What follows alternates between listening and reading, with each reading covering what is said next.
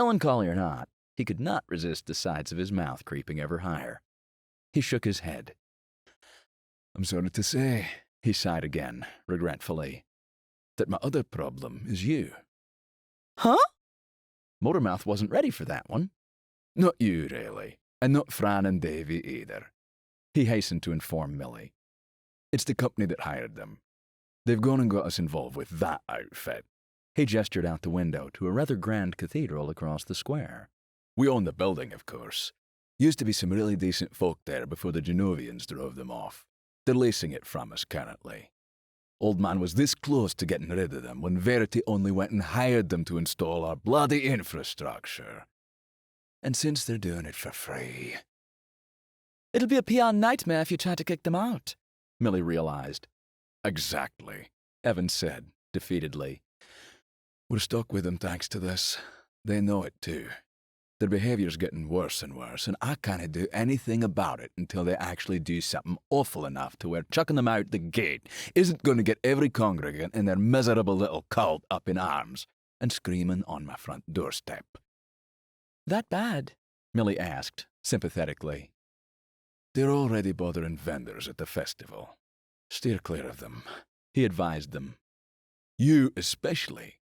He held Molly aloft and spoke to her faux earnestly. She drooled happily in response. "We haven't had bigotry in Belvik, Friesland, or Puerto Encanta for 100 years, Evan lamented before changing the subject.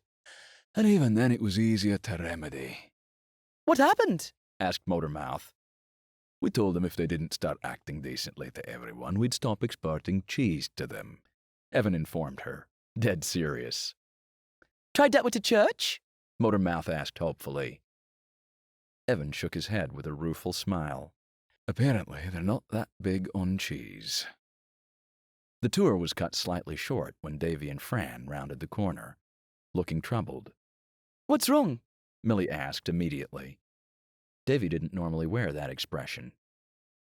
He addressed Evan instead. Apologies if I'm wrong, I think we found the problem you were expecting us to, Daavi asserted quietly. Fran was at his elbow, looking both angry and timid. Evan's face transformed. Delight, relief, fierce joy, and then an eager determination. He spun to Millie and Motormouth. "Not a word of this leaves this hallway," he commanded in an undertone. "But if I am extremely lucky," he beamed darkly at Millie, "I think Fran and your husband may have just solved one of my problems."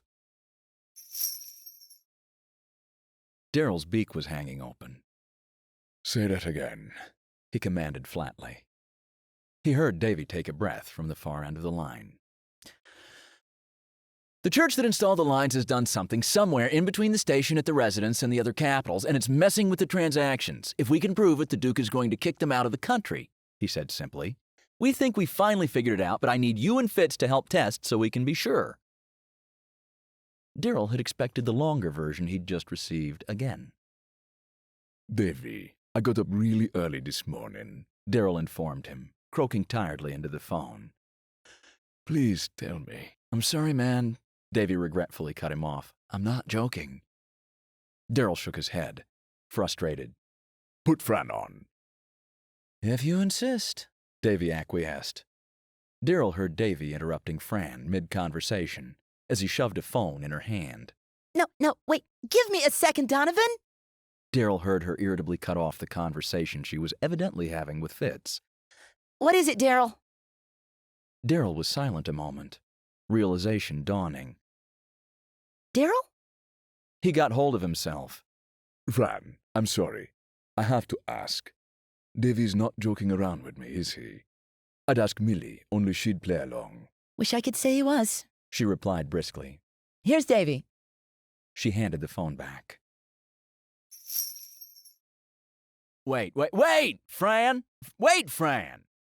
Fitz was unused to his mousy little sister firing off information this rapidly, and to be fair, she'd started in the moment he'd picked up the phone. The only time she ever shouted at him this fast was when she was angry with him, personally, and he usually just tuned that out. Francine, he insisted. Stop! Calm down. Tell me again slowly. What is going on? They've gone and messed with my system is all. She was upset and furious. I'll beat them with a stick. How dare they? Fitz sighed. I need a little more explanation than that, Fran. I didn't catch anything you just said. Clean out your ears then, She said. because we don't have any time. And I'm about to make Motormouth sound like a record player that's been set too slow. Ready, Fitz affirmed. They already hired the Genovian church to install the infrastructure because they gave them a sweetheart deal, right? Well, it came with a catch. The Duke has been looking for a way to get rid of them because, from what I can tell so far, they're a bunch of nutty thugs. Davy ran into one the other day, and to hear Millie talk, he was the most unpleasant human being you've ever met. Got it, Fitz assured her as she stopped to take a breath. Well, it gets better. Now that they've basically given the country a bunch of free labor, kicking them out would look awful, so they can't do it. Meanwhile, they're acting worse and worse, and there's nothing that— Fran, Fitz interrupted. I get that they're involved, but what exactly did they do to your system? They messed it up, is what they did. Fitz laughed despite himself. Everyone was becoming a lot more polite now that the children were around. It's not funny, Donovan. Normal single transactions go through fine. They look completely perfect. Everything tests out great. We'd never have caught it if we didn't run a couple years' worth of test transactions all at once. What does that do? Asked Fitz, curiously. He was becoming anxious, and Fran's irritation with the Genovians was rubbing off on him. Total was supposed to be 1,498,372,495 and 12.484 cents. She informed him. And it came out?